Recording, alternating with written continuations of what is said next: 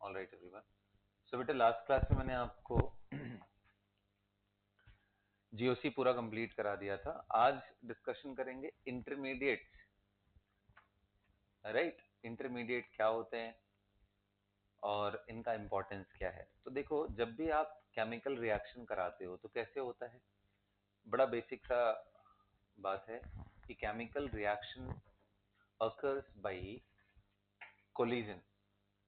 अब दिमाग में आएगा क्या सारे कोलिजन प्रोडक्ट्स बन जाते हैं? आंसर है बिल्कुल नहीं। कोलिजन होना चाहिए और इफेक्टिव होना चाहिए।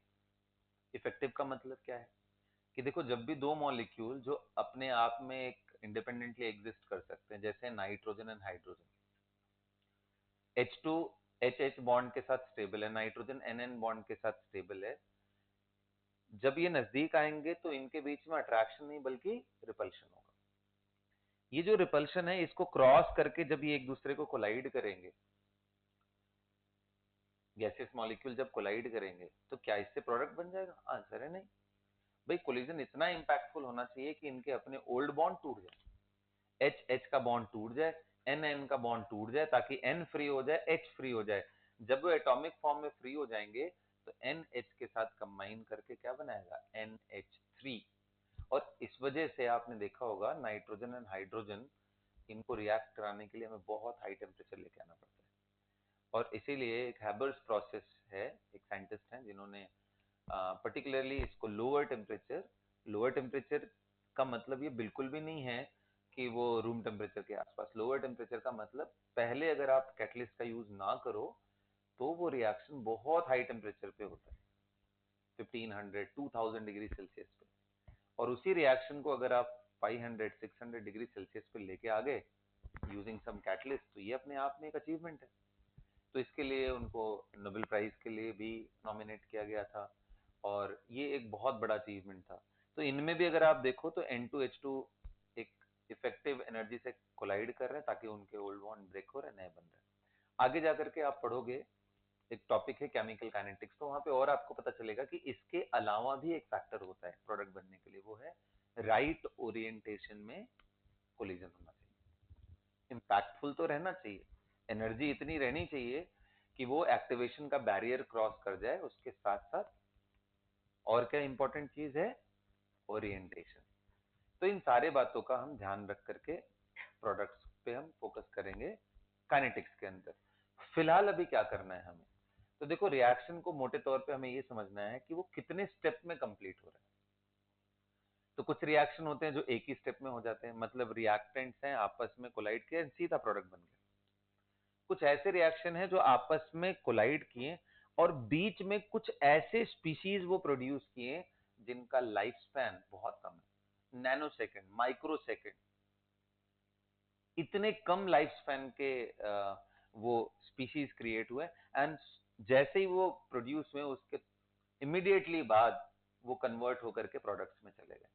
सो नेचुरल सी बात है, इसमें एक स्टेप का तो रिएक्शन नहीं हुआ, पहले दो चीज कोलाइड किया, कुछ बीच का स्पीशीज आया जो कि ना तो रिएक्टेंट है ना ही प्रोडक्ट है, वो स्टेबल भी नहीं है, उसका नाम है इंटरमीडिएट, और वही हम पढ़ने जा रहे हैं। तो इंटरमीडिएट प्रोड्यूस किन रिएक्शंस में होंगे? जो रिएक्शंस एक से ज्यादा स्टेप का होगा। जो एक ही स्टेप में हो गया उसमें इंटरमीडिएट आएगा नहीं, सीधा रिएक्टेंट फिर प्रोडक्ट। आ रहा है बात समझ में? तो लिखना शुरू करो। And types of reaction, types of reaction based on the number of steps, based on the number of steps। पहला इसको बोलते हैं elementary, elementary, elementary reaction,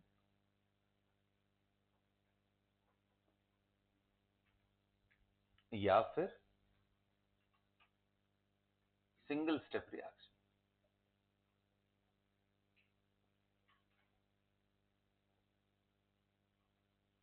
elementary reaction या फिर सिंगल स्टेप रिएक्शन।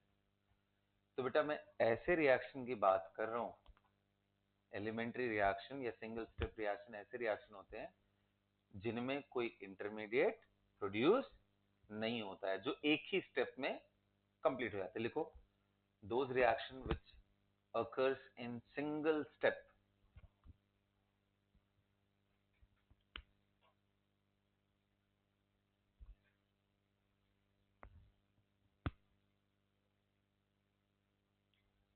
और क्या खास बात होती है? अब आपने देखा है कि जैसे मान लो यही रिएक्शन की बात करूं कि N2N3H2 एंड फॉर्मिंग अमोनिया, तो आपने देखा है कि इनका एक्टिवेशन बैरियर ऐसा, रिएक्टेंट यहाँ, प्रोडक्ट यहाँ। अगर ये एक्सोथर्मिक है, इसका डेल्टा एच नेगेटिव है, तो प्रोडक्ट्स नीचे होंगे, रिएक्टेंट ऊपर होगा। और ये आपने देखा है कि पहले इनका एनर्जी प्रोफाइल जैसे जैसे वो नजदीक आएंगे वो ऊपर जाएगा एंड फिर उसके बाद नीचे आता है। ये जो स्टेट है इसी को क्या बोलते हैं? Activated state. क्या बोलते हैं? Activated state. इसी को बेटा, इसी को ट्रांजिशन स्टेट भी बोलते हैं। क्या बोलते हैं? Transition state. ट्रांजिशन नाम से ही क्लियर है, इसके एक तरफ प्रोडक्ट लाई करेगा और इसके एक तरफ, मतलब reactant is now ready to convert into product, ready for the transition. Did you get my point? So transition state short form में टीएस लिखते हैं।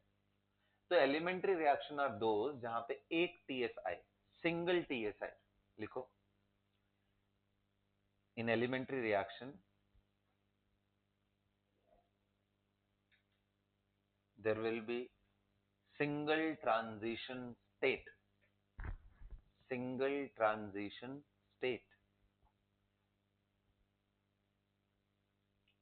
single transition state। अगला पार्ट लिखो, उसमें अगला पार्ट लिखो।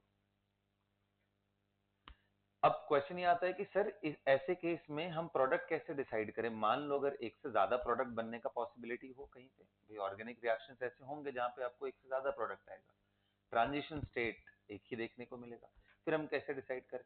तो नेचर ऑफ प्रोडक्ट, उसमें वो मेजर है या माइनर है, ज्यादा क्वांटिटी में बनेगा या कम क्वांटिटी में बनेगा, ये डिपेंड करता है ट्रांजिशन स्टेट कितना स्टेबल है या फिर प्रोडक्ट कितना स्टेबल है। जितना स्टेबल प्रोडक्ट, एक से ज्यादा प्रोडक्ट बन रहे हैं P1 P2 P3, तो उनमें देखेंगे प्रोडक्ट की स्टेबिलिटी कितनी ज्यादा है। और अगर एक से ज्यादा ट्रांजिशन स्टेट हमें देखने को मिल रहा है अलग अलग पॉसिबिलिटीज के थ्रू, तो हम देखेंगे टीएस, ये टीएस कितना कम एनर्जी का है, जितना कम एनर्जी उतना इजिली ये जंप कर सकता है। Did you get my point ना? ये क्या होता है बेटा? रिपल्शन बैरियर ही तो होता है। लिखो ये बात, ये डायग्राम बना के देख लो। अब मैं आपको एक रियल एग्जांपल देता हूं, क्योंकि ये तो चलो फिर भी ऐसा नहीं है, मैं आपको एक और रियल एग्जांपल देता हूं जो कि आपको देखने को यहाँ पे मिलने वाला है। हाँ बेटा, एक ही ट्रांजिशन स्टेट है। मैं ये देखो ना, एक एक ये जो मैक्सिमम मिल रहा है ना, यही ट्रांजिशन स्टेट, जितना मैक्सिमम मिलेगा उतने ट्रांजिशन स्टेट होंगे। अभी मैंने आपको सिंगल स्टेप रिएक्शन बताया, अभी घबराओ नहीं, अभी और भी आगे मैं दिखाता हूँ। ठीक है, जैसे जैसे मैं तुम्हें एक एग्जांपल देता हूँ, ध्यान से सुनो, बहुत इंपॉर्टेंट है। आगे ऑर्गेनिक में ये पढ़ना है बेटा, बहुत सारे ऐसे रिएक्शन है जो हमें पढ़ने हैं। ध्यान से देखो, यहां मान लो क्लोरीन ले लिया तुमने और इसका रिएक्शन करा रहे हैं हम किसके साथ? NaOH के साथ, एक्वस पानी के साथ NaOH का कैप्सूल डाल रखा है। तो क्या होता है, अब आपको पता है, देखो इस कार्बन एंड क्लोरीन बॉन्ड में किसकी इलेक्ट्रोनेगेटिविटी ज्यादा है? क्लोरीन। तो इस पे कैसा चार्ज आएगा? माइनस। और इस पे कैसा आएगा? तो नेचुरल सी बात है, ये प्लस है तो ये किसको अट्रैक्ट करेगा? माइनस को। इनमें माइनस कौन है? OH minus. अच्छा जी, OH माइनस है। अब थोड़ा सा केमिस्ट्री लगाते हैं हम लोग, ठीक है? थोड़ा सा केमिस्ट्री लगाते हैं कि बताओ, आपको पता है ना कि जैसे पाई के साथ पाई स्टार ऑर्बिटल होता है, वैसे ही क्या सिग्मा के साथ सिग्मा स्टार भी होता है? बोलो। तो सिग्मा के साथ सिग्मा स्टार का जो ऑर्बिटल होता है, दिस लाइन, जैसे मान ले एस एस का मैं दो ऑर्बिटल ऐसे लेकर के कंबाइन कर रहा हूं, तो बेटा तुम्हें पता है कि जब कंस्ट्रक्टिव ओवरलैप हुआ तो ये क्या डेवलप हुआ? सिग्मा। और डिस्ट्रक्टिव हुआ तो क्या आ जाएगा? तो उसी लाइन के अलोंग बाहर की तरफ लोब्स होंगे ना, अपोजिट वाले। अरे बोलो यार। तो कहने का मतलब, ये अगर सिग्मा है, ये अगर सिग्मा है तो इसका सिग्मा स्टार इधर एग्जैक्टली उसी लाइन और इस साइड में होगा, ये सिग्मा स्टार उसी लाइन के लॉन्ग होगा बाहर की तरफ। अब बताओ, OH माइनस किस साइड से आएगा, क्लोरीन वाले साइड से या एग्जैक्टली अपोजिट वाले साइड से आएगा। सो नेचुरल सी बात है, ये कैसा चार्ज है OH पे माइनस, और ये कैसा चार्ज है इस साइड से आएगा, तो इसे रिपल्शन, तो किस साइड से आएगा, अपोजिट साइड से आएगा। और प्रोडक्ट क्या बनेगा, OH आके इससे टकराएगा, क्लोरीन को बाहर निकाल देगा। ये कैसा रिएक्शन आपको देखने को मिला, ये एक सब्स्टिट्यूशन रिएक्शन। सब्स्टिट्यूशन रिएक्शन, कौन सा सब्स्टिट्यूशन, किसने सब्स्टिट्यूट किया, OH माइनस ने। OH माइनस क्या है, इलेक्ट्रोफाइल है कि न्यूक्लियोफाइल है, न्यूक्लियोफाइल। तो इस रिएक्शन का नाम है न्यूक्लियोफिलिक सब्स्टिट्यूशन रिएक्शन। आ रहा है क्या बात, पूरी बात समझ में आई। Nucleophilic substitution reaction. सब्स्टिट्यूशन इसलिए क्योंकि एक आया तो एक को बाहर निकाल दिया, और क्या बाहर निकला, क्लोराइड आयन। भाई Na+ था ही, एंड क्लोराइड आयन है एक्वस सॉल्यूशन, ऐसे करके जो ये निकल रहा है इसको बोलते हैं लीविंग ग्रुप। क्या बोलते हैं, अब तुम्हें ओरिएंटेशन का मतलब समझ में आया, जो अभी थोड़ी देर पहले मैं बोला था कि ना सिर्फ एनर्जी अच्छा चाहिए, ओरिएंटेशन भी प्रॉपर होना चाहिए। तुम सोचो, ये OH माइनस को हम बहुत ज्यादा एनर्जी देके भेजते, लेकिन इस साइड से भेजते, क्या रिएक्शन होता, नहीं, ये रिपेल करते, और ज्यादा दिमाग खराब होता। लेकिन ये OH माइनस एग्जैक्टली इस डायरेक्शन से आए, बैक साइड से आए, तो रिएक्शन हो जाएगा। तो ये मैं बात बोल रहा था कि कई सारे ऐसे रिएक्शन हैं जहां पे ओरिएंटेशन का बहुत मायने है, राइट। तो ये हमारा रिएक्टेंट रहा, और ये हमारा प्रोडक्ट। ये रिएक्टेंट है, ये प्रोडक्ट है। ये बताओ, कार्बन एंड क्लोरीन का बॉन्ड ज्यादा स्ट्रांग होता है या कार्बन एंड ऑक्सीजन का बॉन्ड। तो मैंने इसको थोड़ा सा इसलिए नीचे की साइड में दिखाया कि जितना स्ट्रांग बॉन्ड बनेगा उतना एनर्जी लो होगा सिस्टम का, एक्सोथर्मिक होगा। बोलो, कमजोर बॉन्ड टूट रहा है, स्ट्रांग बॉन्ड बन रहा है, बॉन्ड टूटने में एनर्जी कम खर्च होगी, बनने में ज्यादा इवॉल्व होगी, तो ओवरऑल एक्सोथर्मिक हुआ। तो ये एक एग्जांपल लिया। अच्छा जी, न्यूक्लियोफिलिक सब्स्टिट्यूशन ऐसे ढेरों पाथवेज फॉलो करते हैं। ये जो पाथ फॉलो कर रहा है उसका एक पर्टिकुलर नाम है, उसका नाम है SN2। क्या बोलते हैं, SN2। ध्यान देना, S का मतलब सब्स्टिट्यूशन, N का मतलब न्यूक्लियोफिलिक, 2 का मतलब ऑर्डर है। ये आगे आपको समझ में आएगा ऑर्डर क्या होता है। SN2 is nucleophilic substitution of order 2, या सब्स्टिट्यूशन न्यूक्लियोफिलिक ऑफ ऑर्डर 2। अभी इनकी बहुत टेक्निकलिटी में नहीं घुसना है, अभी बात समझो जो मैं समझाना चाह रहा हूं। ये हमारा रिएक्टेंट है, ये हमारा प्रोडक्ट है ना। कहोगे सर इसमें, इस जगह पे जो ट्रांजिशन स्टेट है, रिएक्टेंट तो मैं देख रहा हूं, ये दोनों प्रोडक्ट भी देख रहा हूं, ये और ये है, लेकिन ये TS दिखाओ सर, ये दिख नहीं रहा है, समझ नहीं आ रहा। TS क्या है, आपका TS कहने का मतलब क्या, तो मैंने क्या बताया, TS is a stage when the reactant is almost ready to convert into. क्या यहां पे वो रेडी है प्रोडक्ट बनने के लिए, नहीं, जब तक ये यहां नहीं पहुंचेगा तब तक नहीं। तो आओ समझते हैं इसको कैसा होता है TS, ठीक है। अब ट्रांजिशन स्टेट समझाने के लिए बस मैंने तुम्हें ये कहानी सुनाई है, ठीक। वही ट्रांजिशन स्टेट, एक्टिवेटेड स्टेट, एक ही चीज, ठीक। आओ देखते हैं क्या है ये TS। तो मैं TS आपको दिखा रहा हूं। अब एक बात बताओ, जैसे जैसे OH माइनस इस डायरेक्शन से अप्रोच करेगा अपोजिट साइड से, तो कितने लोग कह रहे हैं कि जैसे जैसे वो नजदीक जाएगा, अपोजिट साइड से जाना है, वो समझ में आया आपको बात। जैसे जैसे ये नजदीक जाएगा, कितने लोग कह रहे हैं ये तीनों हाइड्रोजन इससे रिपेल होंगे। अरे ये इलेक्ट्रॉन क्लाउड है, ये हाइड्रोजन के पास भी इलेक्ट्रॉन है, इसके पास भी इलेक्ट्रॉन, रिपल्शन होगा ना, रिपल्शन होगा।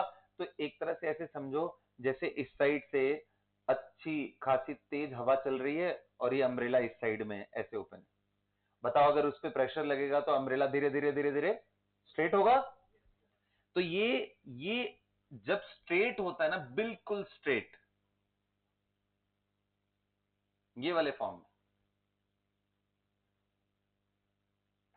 कि कार्बन यहां हाइड्रोजन, यहां हाइड्रोजन, यहां हाइड्रोजन, ये बिल्कुल अभी उस साइड नहीं गया है, बिल्कुल फ्लैट हो गया है।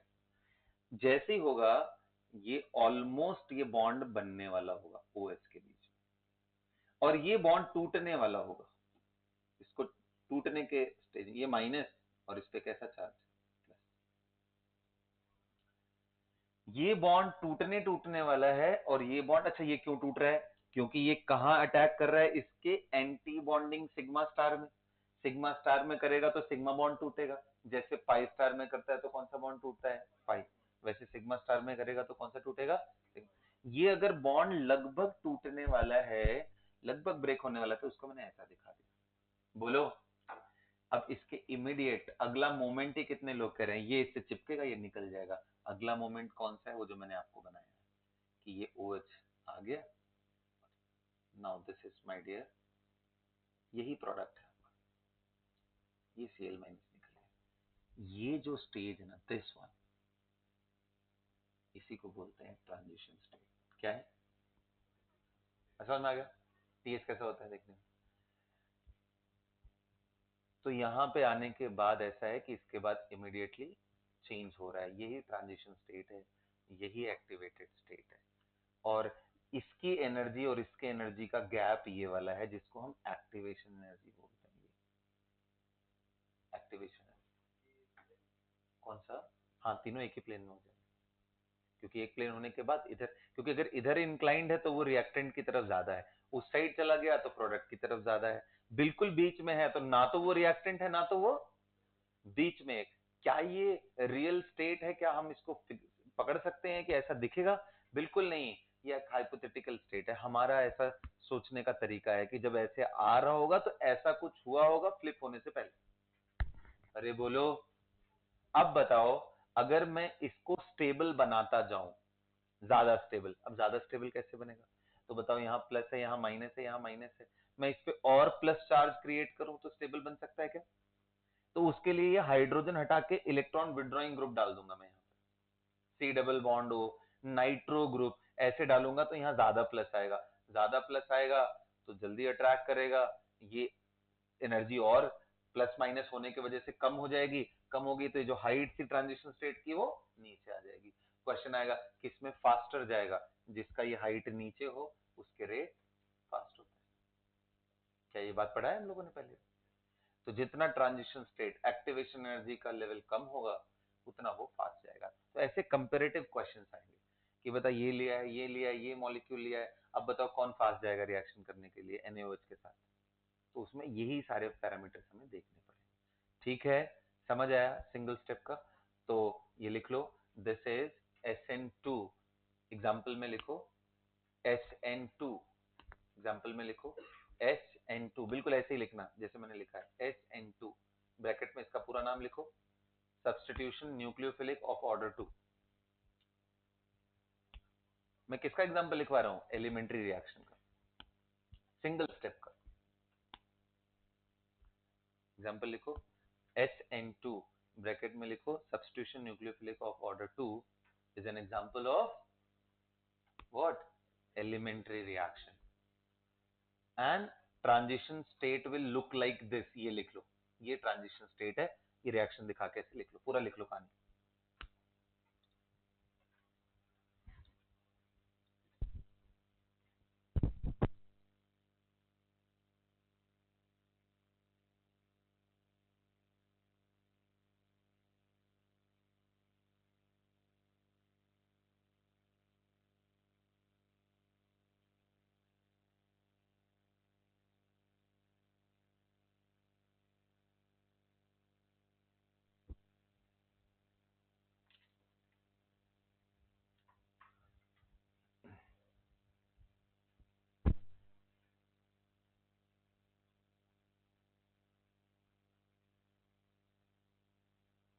जी बेटा, हाँ बेटा एक प्लेन में आ गए ना, ये इस साइड में झुके हुए हैं तीनों, बिल्कुल सीधा, अब उसके बाद उधर की तरफ टर्न हो गए। ये इस प्रोसेस को बोलते हैं इन्वर्जन, इन्वर्ट हो गया ना, पहले इधर की तरफ था अब उस साइड की तरफ हो गया तीनों हाइड्रोजन, इसका नाम है वाल्डन इन्वर्जन। ये 12th में पढ़ाऊंगा, टेंशन नहीं, ये पूरा मैकेनिज्म मुझे समझाना है, अभी तो बस मैं तुम्हें स्टेप्स बता रहा हूँ। यहां तक नोट कर लिया, अगला लिखो,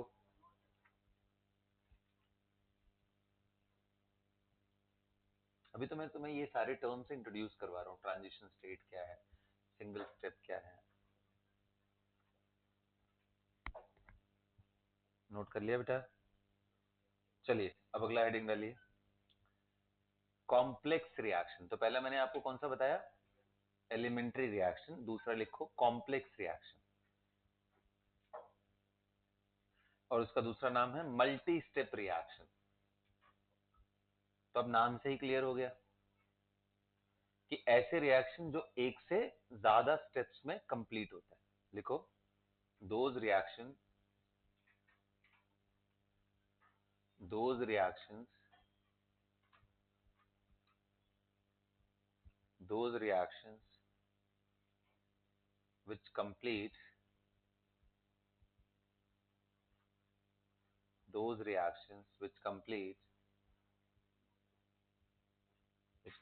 in two or more steps, two or more steps, two or more steps, got it? Two और मोर स्टेप। अगली खास बात है, अब बताओ दो स्टेप में कंप्लीट हो रहा है तो पक्का रिएक्टेंट एंड प्रोडक्ट के बीच में भी कुछ चीजें प्रोड्यूस हो रही होंगी, तभी तो ऐसा स्टेप्स बनेंगे। तो इसके अंदर लिखो, in complex reaction intermediates are formed. Intermediates underline करना, आज हमारा पूरा कहानी इसी पे है। In complex reaction intermediates are formed.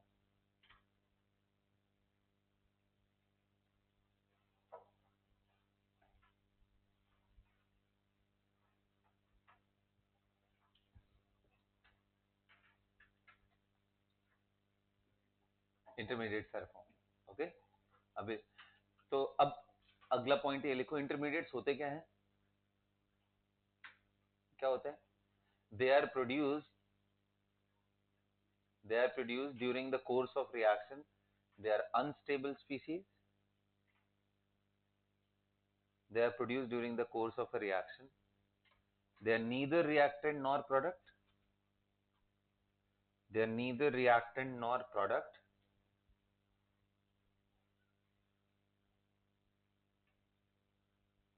They are unstable. They are neither reactant nor product, and they are unstable, and their life is very short, of the order of nanometre और micrometre. अब आप सोचो हमारी आजकल technologies कितनी develop हो चुकी हैं कि इतने कम टाइम में भी डिटेक्ट कर लेते हैं कि कोई स्पीशीज आया है ना? They are highly unstable species, they live या they have very short life span,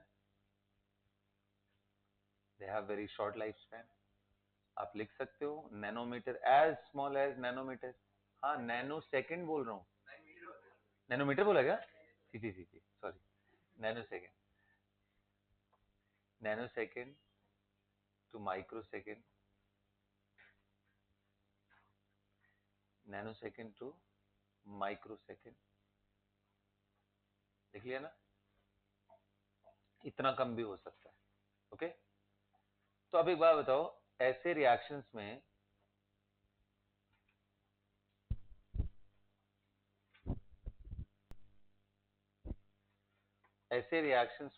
natural सी बात है, एक से ज्यादा ट्रांजिशन स्टेट आएगा। बोलो, लिखो, complex reaction have more than one transition state. Complex reaction have more than one transition state.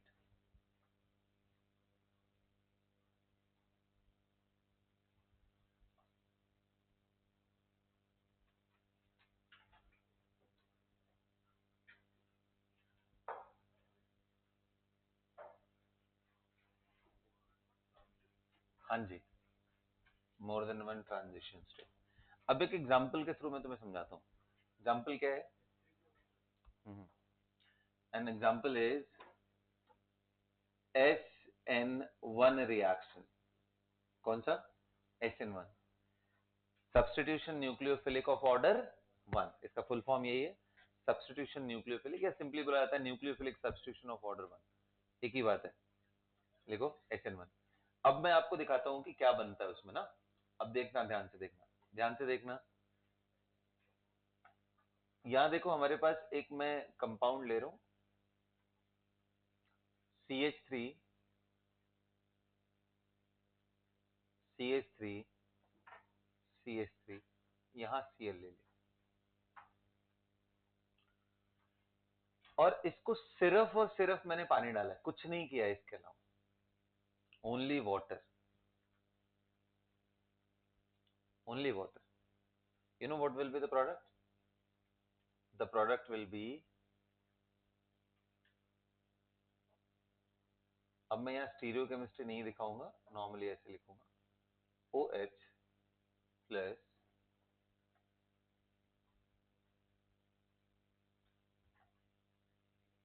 अगर आप इस रिएक्शन को थोड़ा एक्सेलरेट करना चाहते हो तो बस कैटालिटिक अमाउंट में क्या डाल दो, OH minus, sodium hydroxide, catalytic, ज्यादा नहीं डालना है।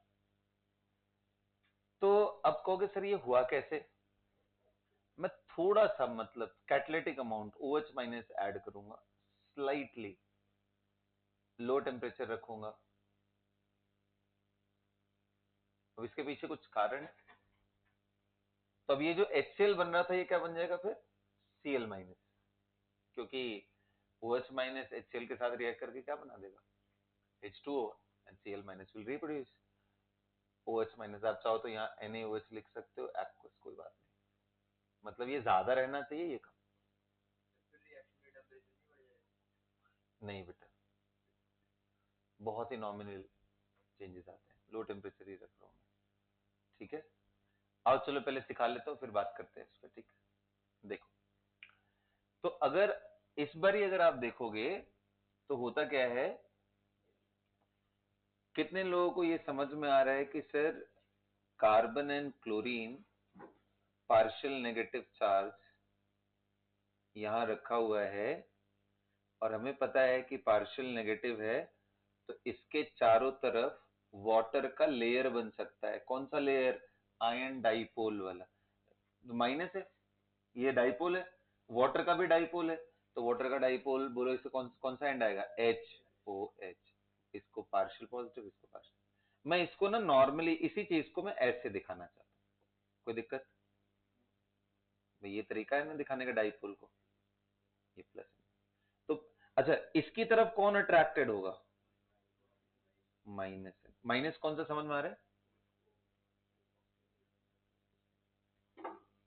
अरे यार बात समझ में, ये माइनस एन प्लस, थोड़े टाइम के बाद क्या होगा, ये ट्रांजिशन स्टेट TS1 के बाद सेपरेट होकर के ये क्या बन जाएगा, कार्बोकेटायन, क्या बनेगा ये, अरे खींचते खींचते उनको प्लस बना, और इसके चारों तरफ, I hope you are getting my point, यहाँ माइनस, यहाँ प्लस, यहाँ माइनस, यहाँ, और एक माइनस को समझाने के लिए मैं बस दिखा दे रहा हूं कि ये ऑक्सीजन है और कुछ नहीं, वरना उसकी जरूरत नहीं है। अब आप अगर समझ गए हो टाइप, एन प्लस जो Cl माइनस था उसके चारों तरफ किसका लेयर होगा, HOH, यहाँ पार्शियल पॉजिटिव पार्शियल नेगेटिव, अब बाकी सब ऐसे चारों तरफ होंगे, बाकी सब होगा, बाकी सब होगा।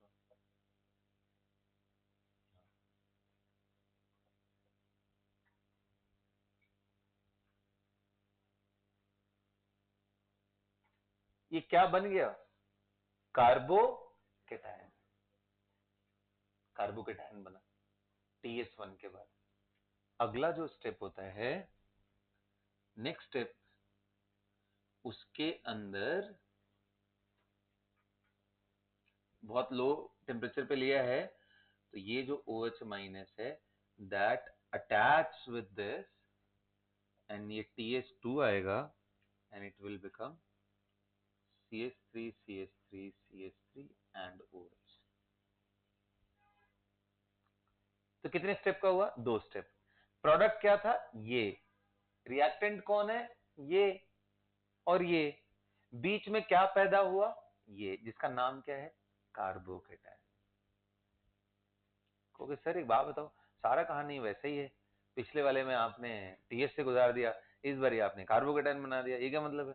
तो देखो यही तो फर्क है कि भाई किस कंडीशन में कौन सा पाथवे जाएगा। बताओ 3 डिग्री कार्बोकेटायन ज्यादा स्टेबल होगा या मिथाइल कार्बोकेटायन?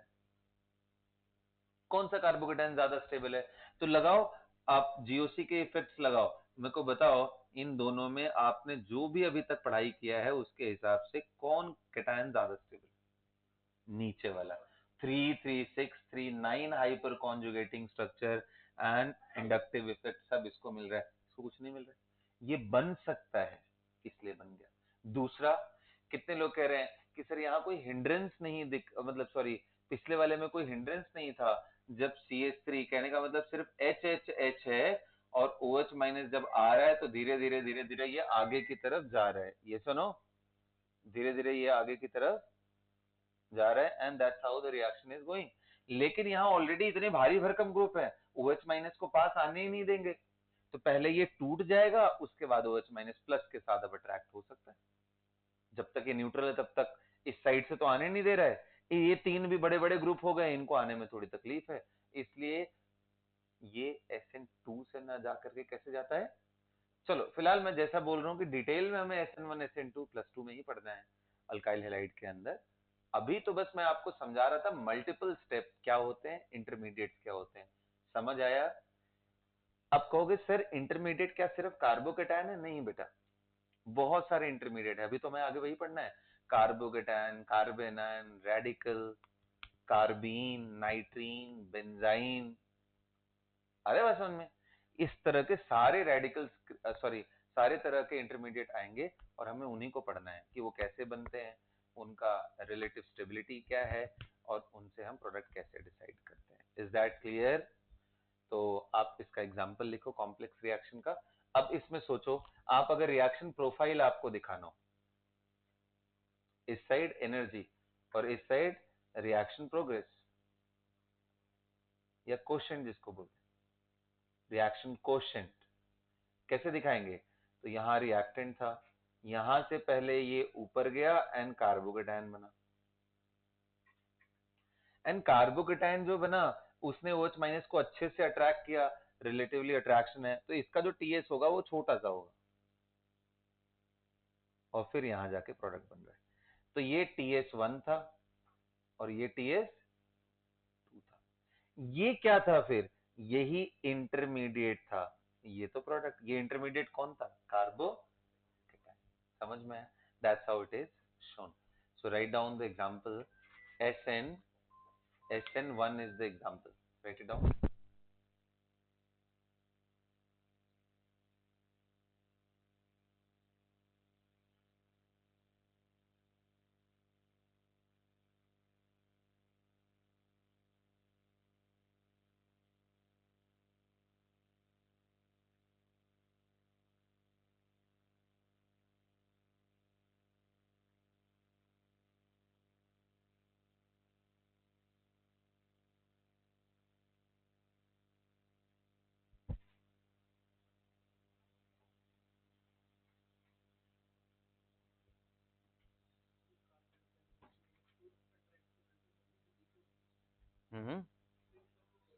कहाँ ऊपर जा रहा है? ये जा रहा है, यहाँ के बाद प्रोडक्ट यहाँ है, नीचे है ना। अच्छा, ऊपर तो वो इस वजह से है कि ये जो CH3 है स्टार्टिंग में इसको थोड़ा रिपेल तो करेंगे ना, एक कंसिडरेबल डिस्टेंस के बाद ये प्रोडक्ट बना, इसलिए रिपल्शन होता है, ये हाइट कम हो जाती है। जैसे इसका हाइट देखो यहाँ से यहाँ है, इसका बस इतना सा है, इसका इतना बड़ा है इस स्टेज में, यानी पहला स्टेप बहुत स्लो है, दूसरा स्टेप फास्ट है।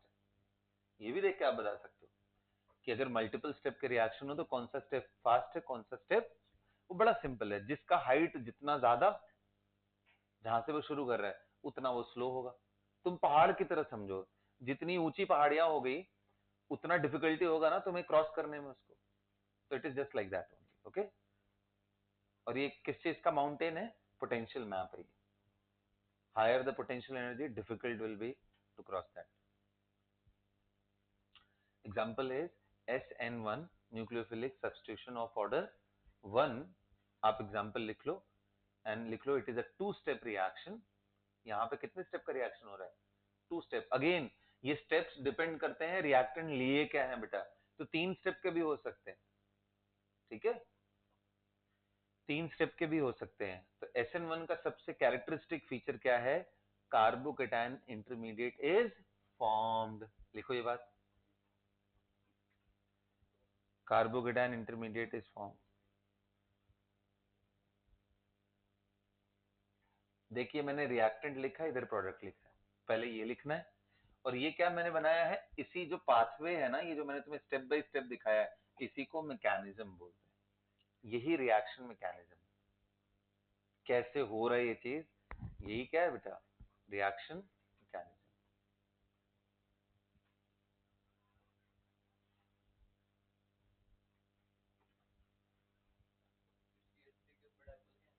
किसके ऊपर ना, CH3 is nearly non polar. हाँ तो almost non polar. Inductive is very weak effect बेटा। जितने भी इफेक्ट आपने पढ़े हैं, इंडक्टिव, हाइपर, रेजोनेंस, एरोमेटिसिटी, सबसे कमजोर कौन सा है? इंडक्टिव, सबसे कमजोर है। उससे बेटर हाइपर है, उससे बेटर रेजोनेंस है, उससे भी फार बेटर कौन है? एरोमेटिसिटी। ये बात आप अपने अच्छे से दिमाग में बिठा लेना। ठीक है, नोट कर लिया यहाँ पे।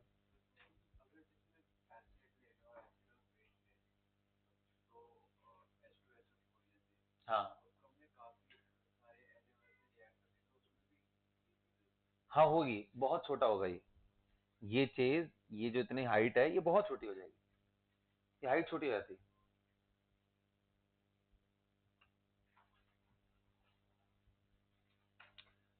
समझ लो जितने फास्ट रिएक्शन है उनका एक्टिवेशन बैरियर उतना ही छोटा होता है, बैरियर उतना ही छोटा, इसीलिए तो वो फास्ट है।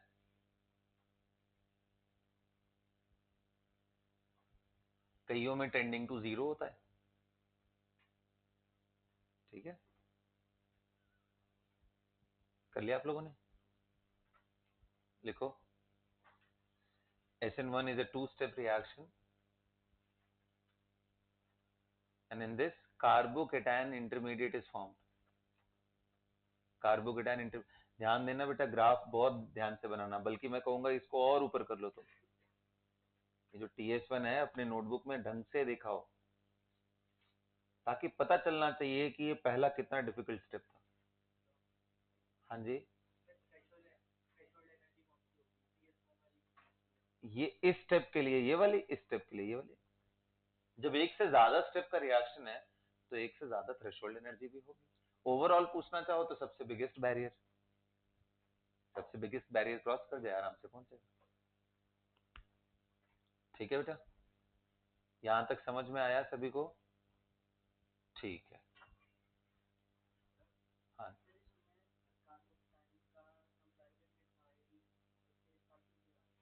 नहीं, मैं तो इसलिए करा रहा था कि मिथाइल वाले के केस में, जैसे ये दो हमारे पास रिएक्टेंट है, अब मान लो आपसे क्वेश्चन सिर्फ इतना ही पूछ ले कि ये बताओ, रिएक्टेंट ये दोनों लिए, साथ में OH माइनस लिए, इनमें कौन SN1 पाथ चूज करेगा, कौन SN2 करेगा? तो भाई SN1 वो करेगा जो कार्बोकेटायन बना पाए, क्योंकि SN1 में कार्बोकेटायन बनता है। अब वो कार्बोकेटायन वही बना सकता है जिसका कार्बोकेटायन स्टेबल होगा। तो इसलिए हमने दोनों का प्लस प्लस बना के चेक किया कि इन दोनों में कौन ज्यादा स्टेबल है, तो पता चला ये ज्यादा स्टेबल है, इसलिए ये SN1 से जाएगा, ये स्टेबल है ही नहीं तो ये SN2 से जाएगा। साइमल्टेनियस सिंगल स्टेप में, ये दो स्टेप में जाएगा, एक बार कार्बोकेटायन बनेगा फिर दोबारा रिएक्ट करेगा, इसके लिए बनाया। ठीक है, कंपैरेटिव क्या, it is a two step reaction and carbocation intermediate is form. Note कर लिया आप लोगों ने यहां तक? और दो ये बना लेना जरूर ग्राफ में ऐसे करके, TS1 एंड TS2। आया बात समझ में? तो अब हम कौन सा रिएक्शन के बारे में पढ़ने जा रहे हैं? रिएक्शन भी नहीं पढ़ने जा रहे हैं हम, तो सिर्फ क्या पढ़ने जा रहे हैं? इंटरमीडिएट। अगला हेडिंग डालिए आप, intermediate, types of intermediate, types of intermediate.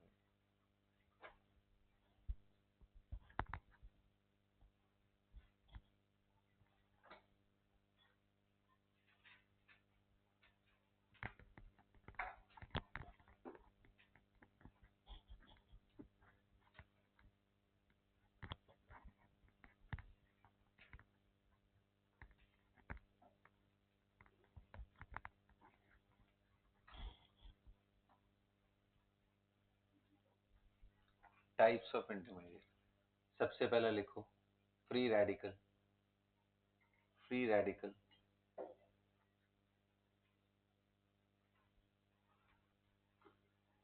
ठीक है, दूसरा लिखो कार्बोकेटायन, अभी जिसके बारे में मैंने आपको बताया। नंबर 3 लिखो कार्बन आयन। नंबर 4 पे लिखो कार्बीन। नंबर 5 पे लिखो बेंजाइन। नंबर 6 पे लिखो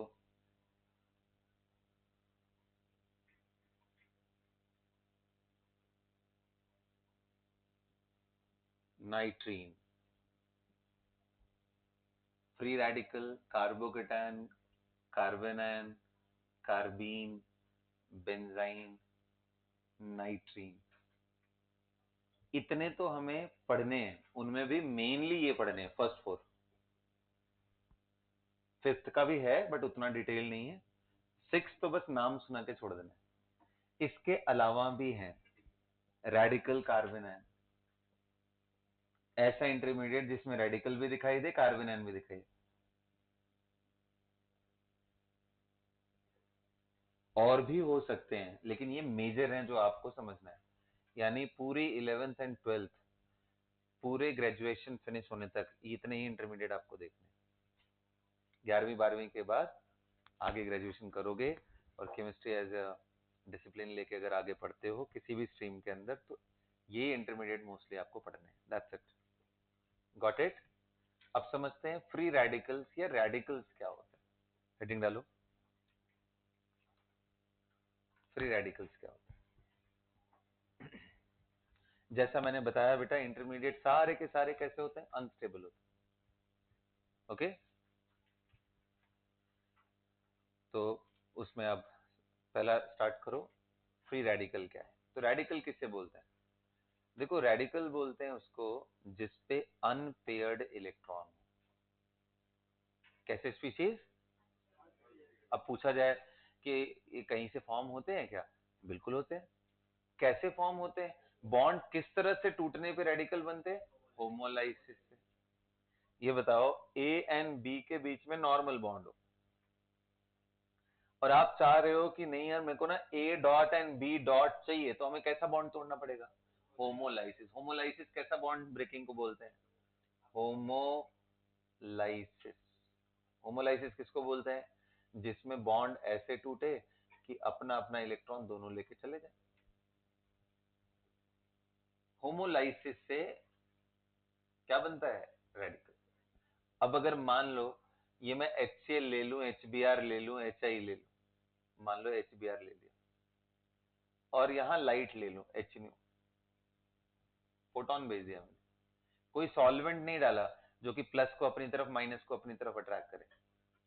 ये लाइट गिरी इसके ऊपर और इस तरह से एडजस्ट किया था मैंने इसकी एनर्जी की इसके बॉन्ड एनर्जी के बराबर था, गिरा और ये बॉन्ड ही टूट गया। टूट करके क्या बनेगा, H dot plus Br dot. So radical formation को फेवर करने वाले अब फैक्टर्स भी हम समझेंगे। तो पहले लिखना शुरू करो, radicals are, radicals are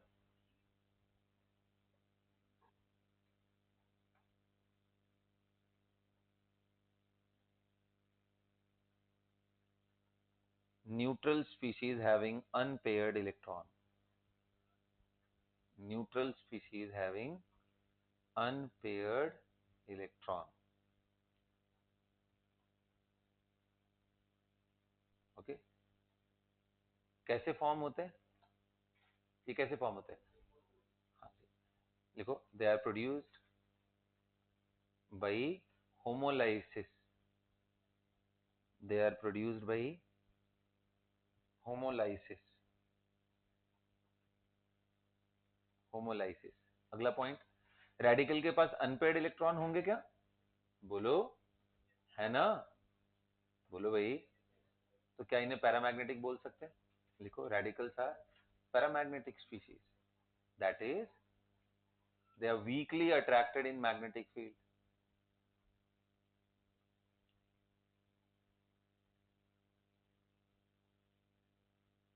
they are weakly attracted in magnetic field. आ रहा है बस समझ में? अब ये एग्जाम्पल दिखा लो, ये एग्जाम्पल दिखा लो, और मैं और भी एग्जाम्पल बताता हूँ आपको। एग्जाम्पल रेडिकल्स के देखो, ऐसा लिखा हो CH3 डॉट, फिर मैं लिख दूं CH3CH2 डॉट, फिर लिख दूं CH3CCH3H डॉट, फिर लिख दूं CH3CCH3 and CH3 dot.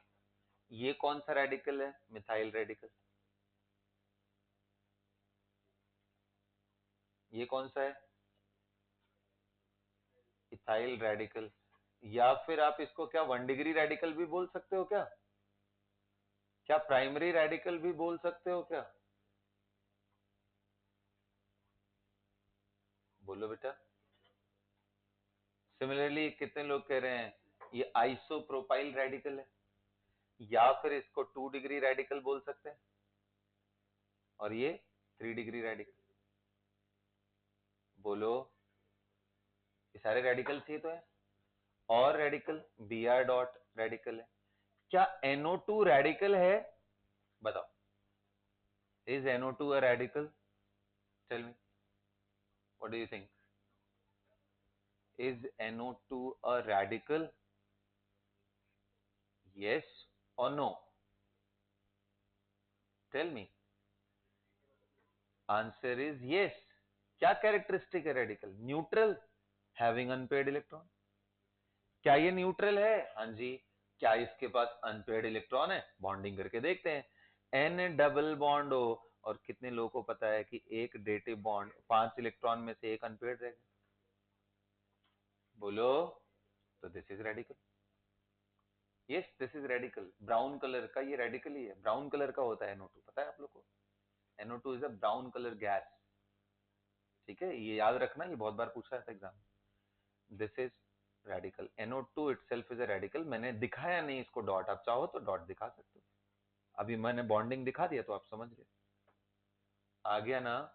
Br dot is a radical, NO2 is a radical, H dot is a radical, CCl3 dot is a radical. तो अब समझ गए यार, डॉट बनेगा तो रेडिकल आएगा। अब मैं एक इंटरेस्टिंग क्वेश्चन पूछने जा रहा हूं। Is oxygen a radical? Oxygen, O2 not O। Is oxygen a radical? Is nitrogen a radical? N2 and O2 में कौन रेडिकल है, कौन नहीं है? ऑक्सीजन रेडिकल है। कौन कौन बोल रहा है रेडिकल है? हाथ उठाओ। ओके। नाइट्रोजन रेडिकल है। N2, जब भी नाइट्रोजन बोलो तो N2 समझना है। अरे जो एटॉमिक फॉर्म में होंगे नोबल गैसेस को छोड़ के, तो सब में अनपेयर्ड इलेक्ट्रॉन होगा, तो एटम तो सारे रेडिकल होते हैं। HO, Cl, Br, I, N सब है। मैं बात कर रहा हूं यहां मॉलिक्यूल का, N2, O2। तो O2 आपने रेडिकल बोल दिया, N2 रेडिकल है? N2 रेडिकल है? यस और no? The answer is no. Oxygen is a radical. अब हाथ उठाओ। बिल्कुल सही बोला, ऑक्सीजन रेडिकल है। मुझे कौन समझाएगा कैसे रेडिकल है, ये कैसे प्रूव किया? हाँ जी बिल्कुल, मॉलिक्यूलर ऑर्बिटल थ्योरी। तो बेटा जिनको देखो, मैं बार बार आपको वही बात बताता हूं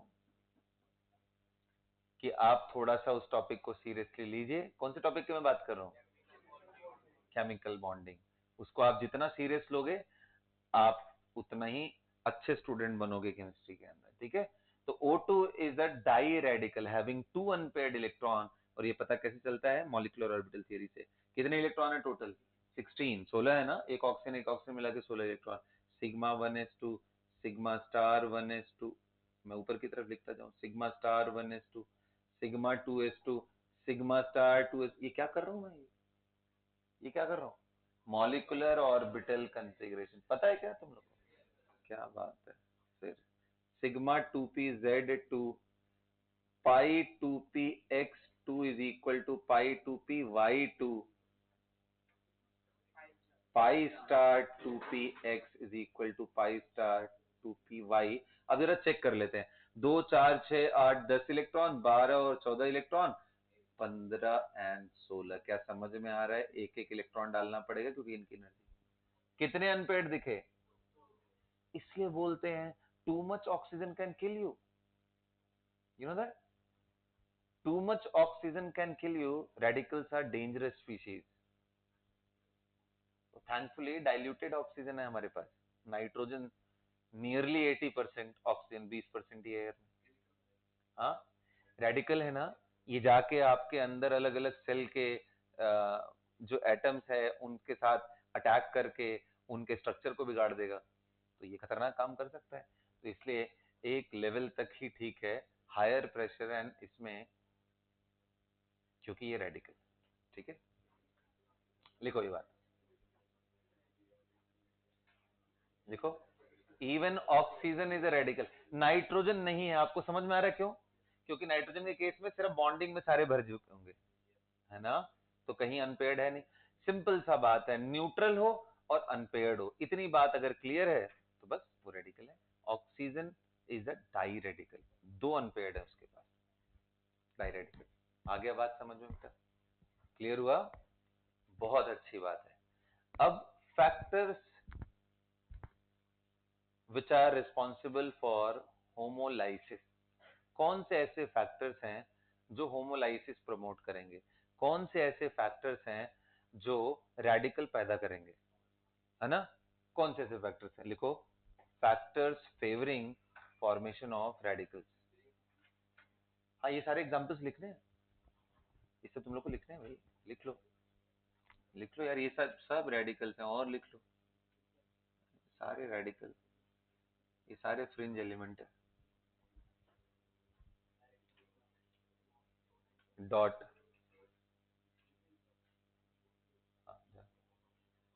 CH2 डॉट NO2.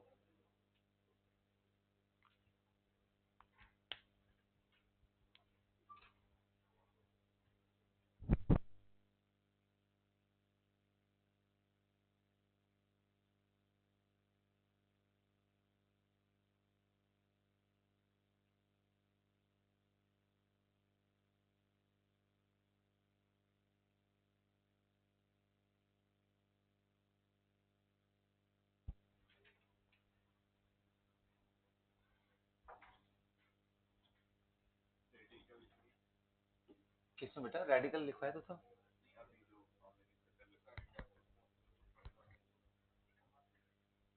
लिख लिया बेटा, ये सब सारे एग्जांपल्स लिख लिए? ठीक है जी. अगला हेडिंग डालिए, फैक्टर्स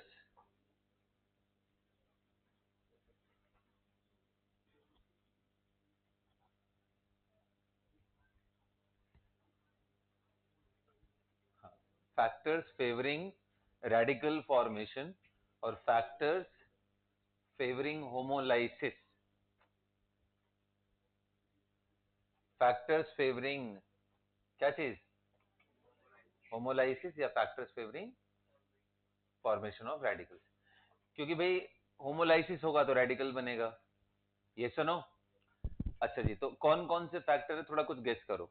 एक तो अभी देखो एप्लीकेशन ऑफ लाइट, सीधा सीधा कि आप फोटोन भेज रहे हो, कोई सॉल्वेंट पोलर नहीं भेज रहे हो जो प्लस को अलग माइनस को अलग खींचे कि वो टूट जाए इलेक्ट्रोलाइसिस में.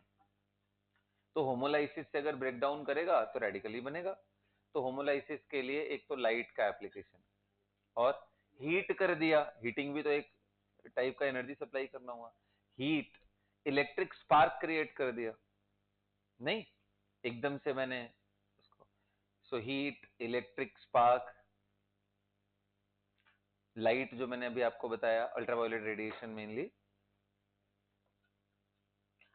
इसके अलावा कोई रेडिकल दूसरे रेडिकल पे, जैसे अभी ये पूछ रहा था कि सर ऑक्सीजन क्यों डेंजरस है, वो इसलिए डेंजरस है कि अगर कोई न्यूट्रल स्पीशीज रेडिकल के सामने आ जाए, जैसे मैं आर डॉट ले लूं और मैं बोलूं एक अच्छा खासा अच्छा भला ये मॉलिक्यूल है HBr, आर डॉट अगर बन गया है तो ये आर एच पे अटैक करके, क्योंकि ये अनस्टेबल है ना, अनपेयर्ड इलेक्ट्रॉन है इसके पास, ये कुछ ना कुछ ढूंढता रहता है. तो जैसे ही इससे टकराएगा एच के साथ बॉन्ड बना लेगा और Br को बोलेगा कि बस भाई तेरा हो गया काम, Br डॉट,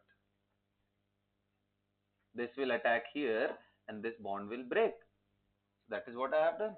RHN में तो अच्छे भले मॉलिक्यूल जो हमारे बॉडी में हैं, जिसके वजह से तुम समझ रहे हो, वो सारे मॉलिक्यूल डिस्टर्ब हो सकते हैं. एंड मॉलिक्यूलर लेवल पे कुछ चेंजेस कर दिया अगर, तो हम बड़ा ही वियर्ड सा बिहेव करने लग जाएंगे। कोई एक छोटा सा, एक कोई छोटा सा छोटा मॉलिक्यूल जो हमारे बॉडी के अंदर है,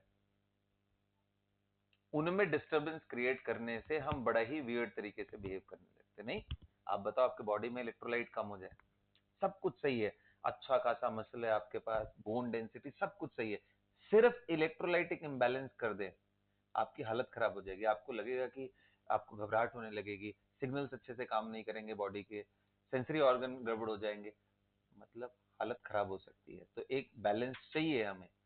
तो सोचो, मॉलिक्यूलर लेवल में डिस्टरबेंस अगर हम क्रिएट करेंगे तो जो अभी आप नॉर्मल दिख रहे हो एकदम से एबनॉर्मल हो जाओ। जेनेटिक म्यूटेशन भी कॉज कर सकता है, डीएनए आरएनए के स्ट्रक्चर्स को भी इधर उधर कर सकता है। इस सेल के अंदर तो सारा चीज है ना। तो इसलिए radical can produce another radical on attack.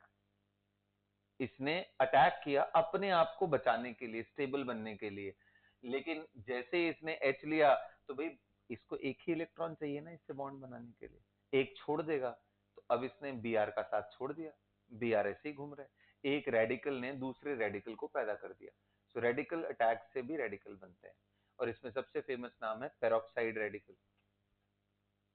Peroxide से जो रेडिकल प्रोड्यूस होने वाले हैं वो सबसे खतरनाक। तो जैसे अभी देखो, अगर मान लो ये मैं आपके सामने एक पेरोक्साइड लेता हूं, बताओ क्या आपको समझ में आता है कि ये जो पेरोक्साइड बॉन्ड होते हैं थोड़े कमजोर होते हैं। क्यों पेरोक्साइड बॉन्ड कमजोर होते हैं? क्योंकि लोन पे रिपल्शन है। इनको नॉर्मल, मतलब आप इनको बहुत ज्यादा एनर्जी वाला लाइट भी नहीं दोगे तो भी ये ब्रेक डाउन कर सकते हैं। होमोलाइसिस होकर के ये क्या बन सकता है, RCO plus O dot C double bond OR, ये ब्रेक कर सकता है, होमोलाइसिस से ये ब्रेक कर सकता है। तो ये क्या बन गया, पेरोक्साइड से रेडिकल प्रोड्यूस हुआ। तो ये हेल्प करता है, पेरोक्साइड कहीं पे भी लिखा हो तो आपके दिमाग में आना चाहिए एक बार कि यार क्या यहाँ पे कहीं रेडिकल रिएक्शन तो नहीं हो रहा। मैं ऐसा नहीं बोल रहा हूँ कि सिर्फ यही, बट एक फेवरिंग फैक्टर्स में से एक। आया बात समझ में?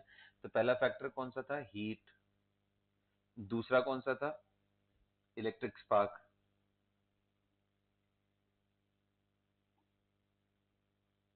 तीसरा कौन सा था, लाइट,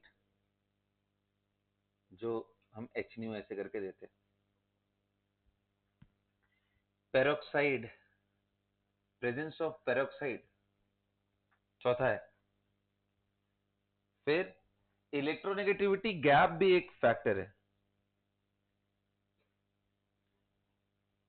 अगर ज्यादा इलेक्ट्रोनेगेटिविटी का गैप है तो चांसेस है वो बॉन्ड आयनिक फैशन में टूटे, इजंट इट? कम इलेक्ट्रोनेगेटिविटी का गैप है तो चांसेस है कि वो होमोलाइसिस। एंड पांच, और एक रेडिकल, जैसे ये पेरोक्साइड रेडिकल था, रेडिकल अटैक भी रेडिकल क्रिएट कर सकता है। और रेडिकल्स तो बहुत सारे हैं, पेरोक्साइड तो जस्ट एक नाम है। O2 भी रेडिकल है, CH3 डॉट भी रेडिकल है, H भी रेडिकल है। अगर वो कहीं पे मिला है नेचर में तो जाके दूसरे पे अटैक कर सकता है। Is that clear? आप इन सबको जोड़ो, एक शॉर्ट फॉर्म मिलेगा आपको।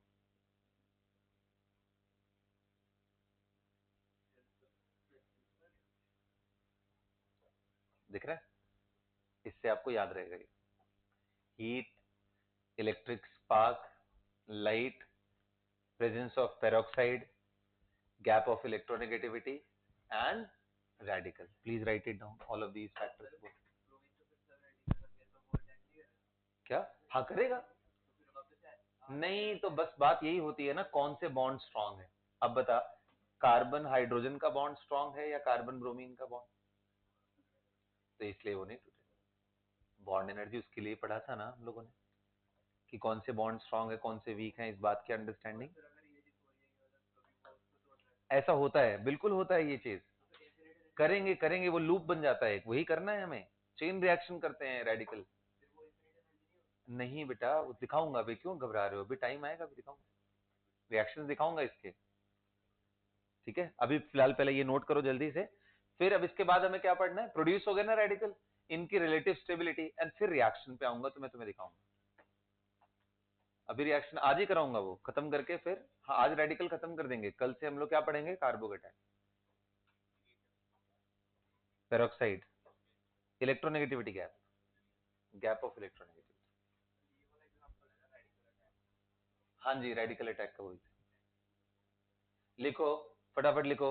Heat, electric spark, light, presence of peroxide, gap of electronegativity should be small, ये बात ध्यान रखना। Gap of electronegativity should be small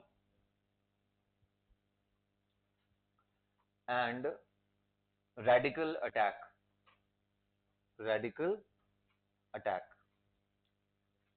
short form में लिख लो HELPER, helper will promote what, homolysis and form radical, got it। तो radical कैसे पैदा होंगे समझ में आ गया, बोलो। अच्छा जी, अब हम देखते हैं कि इनकी रिलेटिव स्टेबिलिटी क्या है। कहीं पे अगर एक से ज्यादा रेडिकल बन रहे हो तो कौन रिलेटिवली ज्यादा स्टेबल, ठीक है। हेडिंग डालो, relative stability of different radicals, relative stability of different radicals।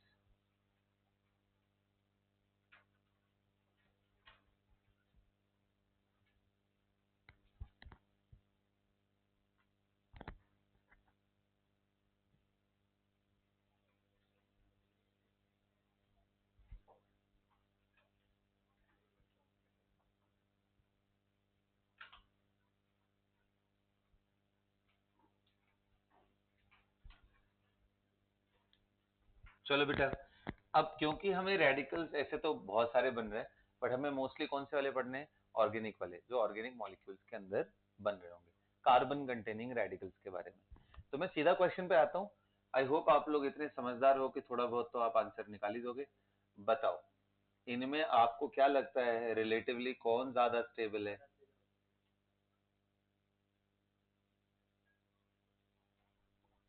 Relatively इसमें कौन ज्यादा स्टेबल है?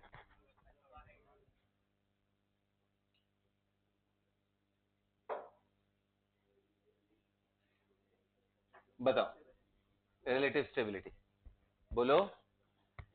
तो अब ये समझने के लिए जो हमने इलेक्ट्रॉनिक डिस्प्लेसमेंट इफेक्ट्स पढ़ रखे हैं, कौन कौन से पढ़ रखे हैं? इंडक्टिव, हाँ इलेक्ट्रोमेरिक तो खैर कहीं बहुत ज्यादा यूज नहीं आता है, सिर्फ मैकेनिज्म में। इसके बाद हाइपर, हाइपर कॉन्जुगेशन, और क्या पढ़ रखा है बेटा? Resonance, aromaticity. अब यही लगाएंगे हम, ये बात ध्यान रखना, आप ध्यान रखना इनकी इफेक्टिविटी का ऑर्डर यही है, इससे बहुत बहुत बहुत ज्यादा सबसे पावरफुल इफेक्ट। तो सबसे पहले क्या ध्यान दोगे? ये अगर नहीं है तो ये भी नहीं है तो ये भी नहीं है तो इंडक्टिव, ऐसे करके जाना है। हाँ, क्या ये हर जगह इतना स्मूथ होगा? नहीं, कुछ एक दो हर्डल्स भी आएंगे, वहां समझेंगे क्या कारण है, बट मोस्ट केसेस में यही ऑर्डर आएगा। सबसे कमजोर इफेक्ट कौन सा है? इंडक्टिव। सबसे पहले लोग वही देखते हैं, क्यों? क्योंकि पहले इंडक्टिव पढ़ा हुआ है तो आदत वही है। लेकिन नहीं करना है, हमें सबसे पहले क्या देखना है? वो डिसाइडिंग फैक्टर सबसे बड़ा है। खैर अच्छी बात यह है कि रेडिकल्स में एरोमेटिसिटी लग ही नहीं पाएगा, क्योंकि रेडिकल में डॉट है। और हमने पढ़ा है कि भाई रेडिकल नहीं, ऐसे स्पीशीज एरोमेटिक होते हैं जिनमें इवन नंबर ऑफ इलेक्ट्रॉन हो, 4n+2 pi electron delocalise system को फॉलो कर रहा हो, तो ये तो कहीं से भी नहीं आने वाला है ना। तो एरोमेटिसिटी कभी नहीं आएगा, तो ये हमारे किसी काम का नहीं है। कौन सा काम का है फिलहाल? Inductive, hyper and resonance. सबसे ज्यादा इंपॉर्टेंस किसका है? रेजोनेंस का है। लिखो, the stability of radicals are decided, stability of radicals are decided by inductive hyperconjugation and resonance। Inductive hyperconjugation and resonance mainly, okay. इसके अलावा कुछ आएगा तो भी देखेंगे, फिलहाल तो भी ये तीन चीज सोचते हैं। ये बताओ, इन चारों में सबसे ज्यादा स्टेबल कौन है? लास्ट वाला, लास्ट वाला है। किस बिहाफ पे बोल रहे हो? Hyper conjugation. अच्छा, कुछ लोग इंडक्टिव भी बोल रहे हैं, उनको बता दूं कि देखो बेटा, ये कार्बन और ये कार्बन में इलेक्ट्रोनेगेटिविटी का गैप उतना खास, इंडक्टिव एक तो वैसे ही बहुत कमजोर इफेक्ट, ऊपर से इन दोनों में भी कोई खास गैप, तो इलेक्ट्रॉन की सप्लाई इंडक्टिव से उतनी अच्छी नहीं होगी। हाइपर से क्या अच्छी होगी? नहीं सर, हाइपर से भी कहां अच्छी होगी। हमने पढ़ा था इलेक्ट्रॉनिक डिस्प्लेसमेंट इफेक्ट में कि यहां अगर प्लस हो जाए तो ये बगल वाले कार्बन हाइड्रोजन बॉन्ड को बहुत स्ट्रांगली अट्रैक्ट करता है, तो हाइपर कॉन्जुगेशन भी कार्बोकेटाइन में अच्छा होगा, रेडिकल में वो उतना अच्छा, इसलिए इनका जो स्टेबिलिटी है ना बहुत नजदीक है, थोड़ा थोड़ा सा गैप है, थोड़ा थोड़ा सा, मतलब सिमिलर बोल लो, ऐसा ऐसा तुम्हें गैप नहीं मिलेगा, this is exceptionally more stable and this is not, ऐसा नहीं मिलने वाला। हाँ, थोड़े थोड़े थोड़े थोड़े ज्यादा मिलेंगे। आ रहा है बात समझ में? बोलो। तो फिर अगर कायदे से देखा जाए तो इसमें सबसे इंपॉर्टेंट इफेक्ट्स में से कौन है? रेजोनेंस, है ना।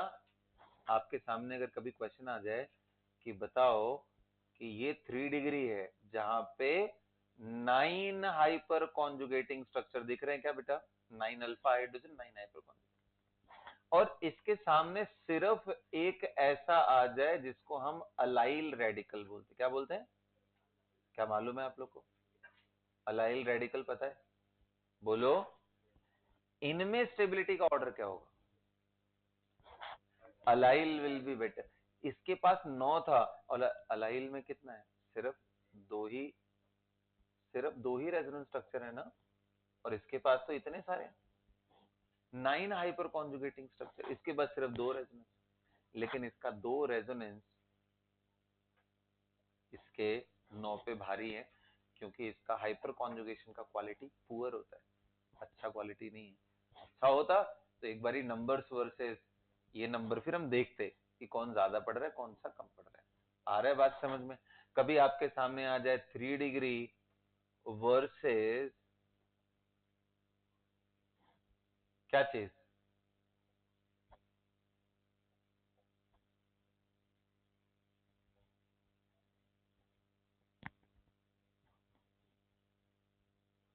इसको क्या नाम देते हैं? बेंजाइल।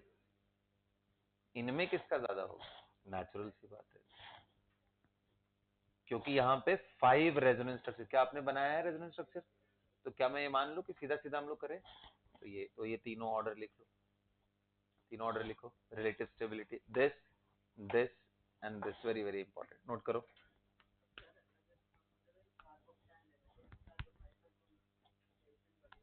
हाँ, तब देखेंगे, अभी फिलहाल यहाँ पे दिमाग लगाते हैं। कार्बोकेटाइन पढ़ेंगे ना इंटरमीडिएट, वो भी पढ़ना है अगली क्लास में, अभी फिलहाल यही पर दिमाग लगाओ। नहीं, हाँ वैसे तो बात करो 5 है ना टोटल, उनमें 2 आइडेंटिकल मतलब इक्विवेलेंट है। नहीं, चार्जेस किसी में नहीं आएंगे, रेडिकल में कहाँ चार्ज आएगा, ये टूटेगा तो हाफ एरो जाएगा ना। चलो नोट करो जल्दी, रिलेटिव स्टेबिलिटी में पहले ऊपर वाला, फिर अलाइल एंड 3 डिग्री में, एंड फिर बेंजाइल एंड 3 डिग्री में।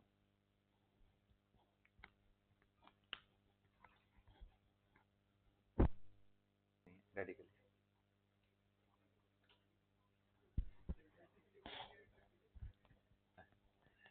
ये बेंजाइल रेडिकल है ना, और ये 3 डिग्री रेडिकल, इन दोनों में ज्यादा स्टेबल कौन है? Benzyl radical. क्वेश्चन लिखो, करो, मैं लिखवा रहा हूँ। क्या वो रेडिकल है? कहाँ है? ऐसे कुछ नहीं, उसने क्या किया पता है, अल्कीन बना दिया, बोल रहा है अब सर बताओ इसमें तो 12 अल्फा हाइड्रोजन हो गए, ये रेडिकल ज्यादा स्टेबल है, ये अल्कीन बना के इसको रेडिकल बोल, कहाँ डॉट दिख रहा है तुम्हें? ठीक। क्वेश्चन लिखो, arrange the following radicals in increasing order of stability, arrange the following radicals in increasing order of stability.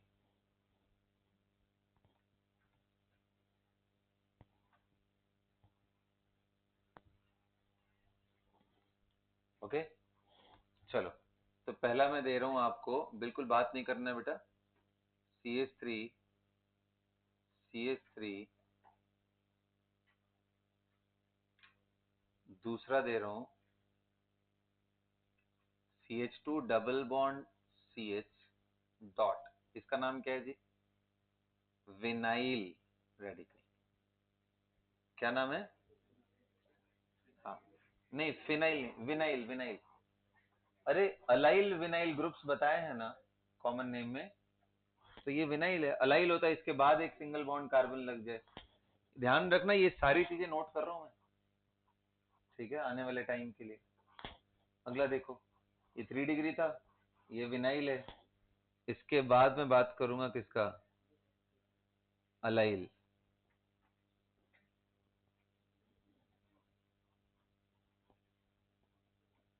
इन तीनों का ऑर्डर बताओ। चल do it fast. Relative stability order.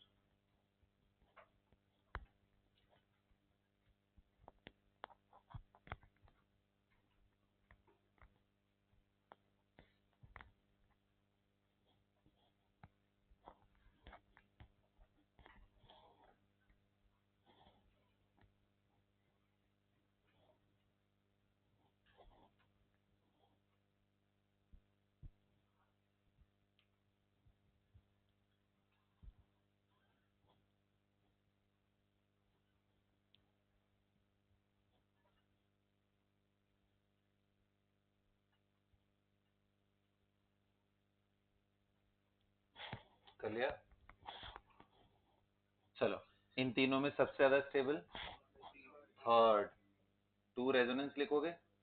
उसके बाद, हाँ उसके बाद फर्स्ट, और सबसे लास्ट। समझ में आया क्यों?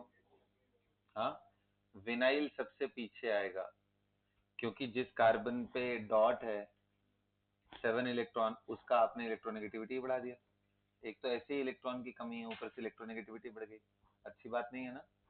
तो इस वजह से ये कम स्टेबल है, ये सबसे ज्यादा, और ये इसमें 9 हाइपर कॉन्जुगेटिंग स्ट्रक्चर था, इसलिए इसको क्या बात समझ में आ रहा है? अच्छा बताओ, अगर मान लो मैंने ले लिया फिनाइल, चलो अगला क्वेश्चन लिखो, सेकंड क्वेश्चन लिखो। इसको मैं ए लिख रहा हूं, इसका नाम क्या है? Phenyl, phenyl radical, PHENYL, phenyl radical. इसके बाद बेंजाइल रेडिकल। फिर बेंजाइल में भी थोड़ा सा मैं चेंज कर दे रहा हूं, एंड फिर और मैं चेंज कर दे रहा हूं।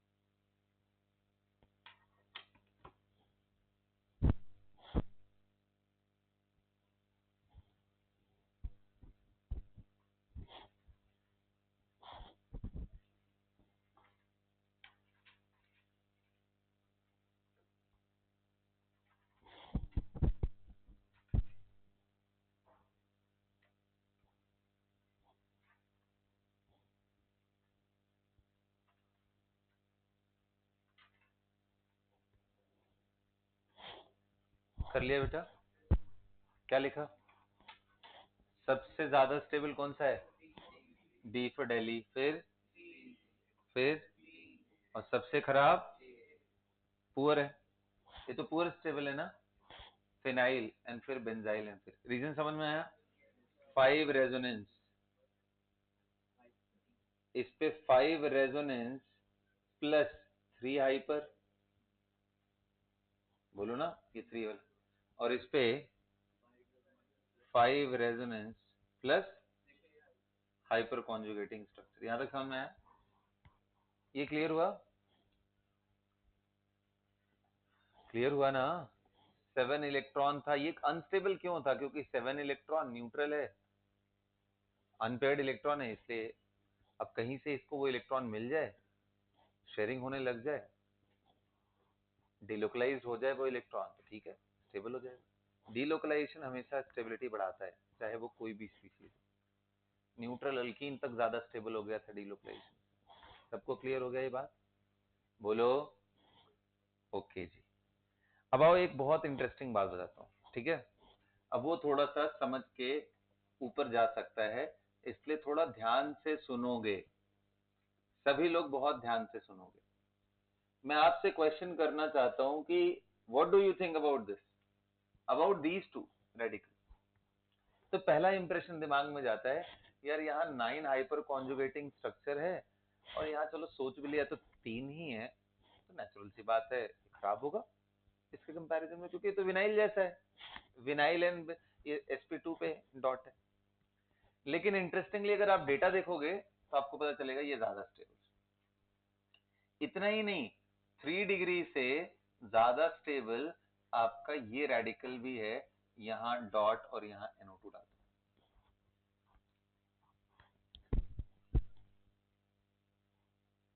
जो कि यूजुअली कहीं दिखाई नहीं दे रहा है ऐसा, कि ऐसा क्यों हो रहा है, राइट? यूजुअली नहीं समझ में आ रहा है कि ऐसा क्यों हो रहा है, क्योंकि ये तो इलेक्ट्रॉन विड्रॉइंग ग्रुप है।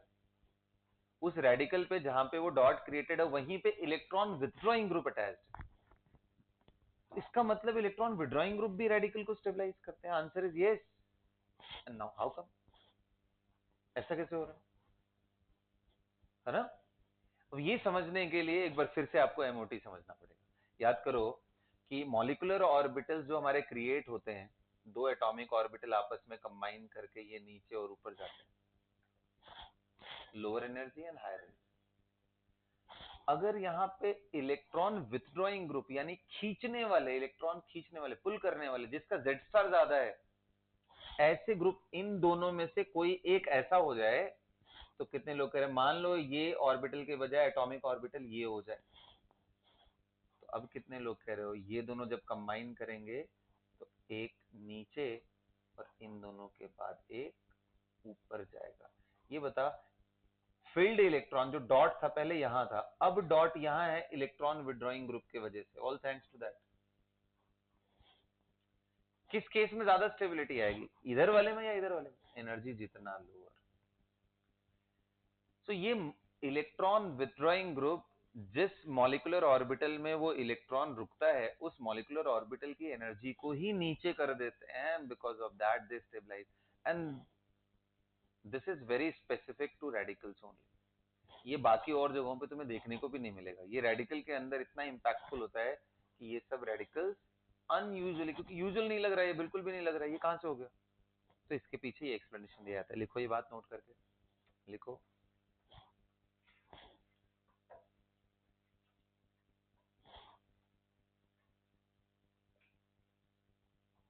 लिखो, unexpectedly this radical and this, पूरा स्ट्रक्चर बना के लिखोगे, CH3 C double bond O dot. In fact आप इसको भी लिख लो, कोई दिक्कत नहीं है। दिस डॉट CH2 डॉट NO2 are more stable than 3 degree radical. ये अनएक्सपेक्टेड है।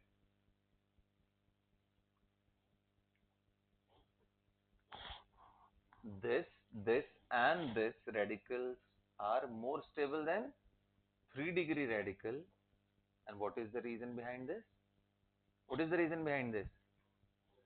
ये बात लिखो कि electron withdrawing group decreases the energy of molecular orbital,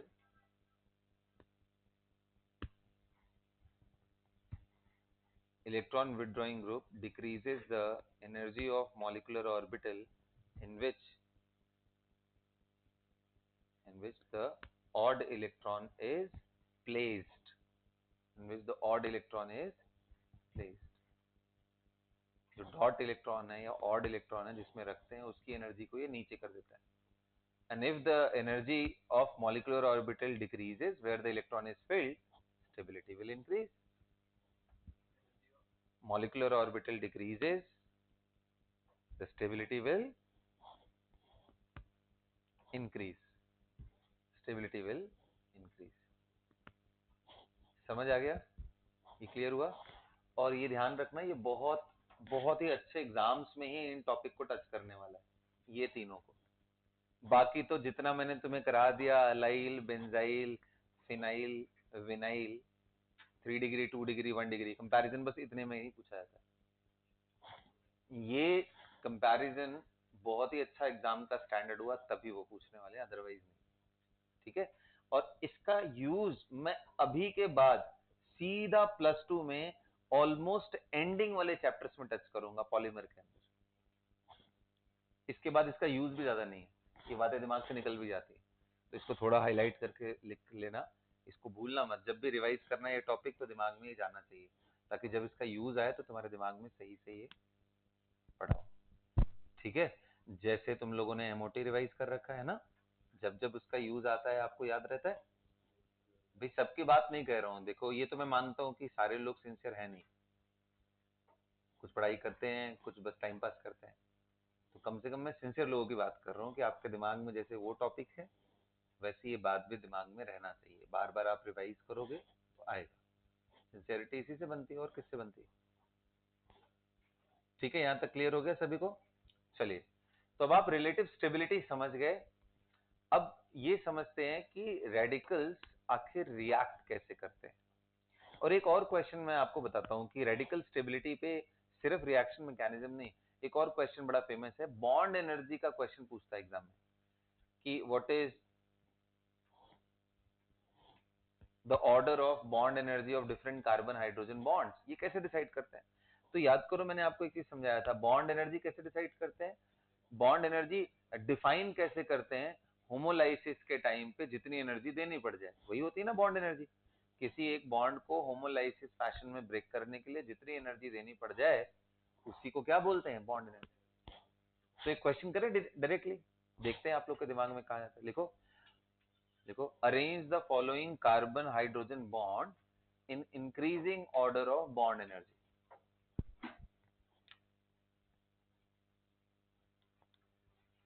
Arrange the following carbon hydrogen bond in increasing order of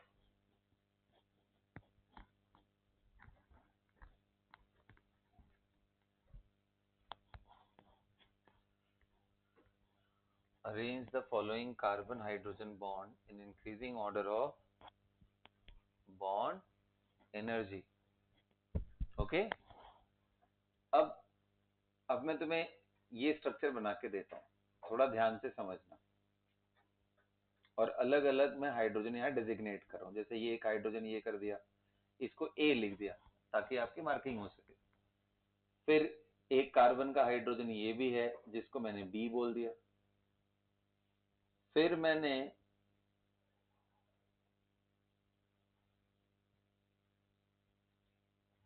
एक हाइड्रोजन यहां रखा, और फिर लास्ट में ये. तो ए हो गया, ये बी हो गया, ये सी हो गया, और ये डी हो गया. इन चारों की बॉन्ड एनर्जी के बारे में आप आइडिया दो कि आपको क्या लगता है कौन सा बॉन्ड इजीली ब्रेक होगा. तो आओ तुम्हें समझाता हूँ, थोड़ा ध्यान से सुनना, इधर ध्यान से सुनना, पहले कंसेप्ट समझ लो फिर लगाना. देखो, जब भी आप किसी हाइड्रोकार्बन में RH बॉन्ड का बॉन्ड ब्रेकिंग एनर्जी बोलते हो, तो हमें पता है बॉन्ड एनर्जी कैसे डिफाइन करते हैं. Amount of energy required to break this bond homolysis way में. ये सुनो, यानी सभी केस में आपको क्या करना है, उसको तोड़ना है. कैसे तोड़ना है? होमोलाइसिस से. क्या बन रहा है हर केस में? R dot radical. अब एक बात बताओ, ये एंडोथर्मिक है या एक्सोथर्मिक है बॉन्ड एनर्जी? यही बॉन्ड एनर्जी, और ये क्या है? पॉजिटिव है, डेल्टा. एंडोथर्मिक है. अब यहाँ पे देखो, समझो, जैसे मान लो ये रिएक्टेंट है और यहाँ कहीं बॉन्ड टूटने के बाद प्रोडक्ट्स बन रहे हैं, यानी रेडिकल्स ये बन रहे हैं, है ना. अब बता, जितना ज्यादा इसका डेल्टा एच होगा, जितना ज्यादा बॉन्ड एनर्जी होगा, ये हाइट उतनी ही ज्यादा होगी. रेडिकल अगर स्टेबल होता गया तो हाइट कम होती जाएगी। अरे बोलो, इन अ वे रेडिकल की स्टेबिलिटी जितनी ज्यादा, बॉन्ड उतना इजीली ब्रेक डाउन करेगा, बॉन्ड एनर्जी उतना कम। तो क्या मैं लिख सकता हूं bond energy is directly inversely proportional to stability of radical form? क्या समझ में आ रहा है? अब बस इतना हिंट काफी है, इसके हिसाब से सोच के बताओ। इसके पहले वाला चीज तो मैंने आपको कराई थी। सोचो और आंसर करो।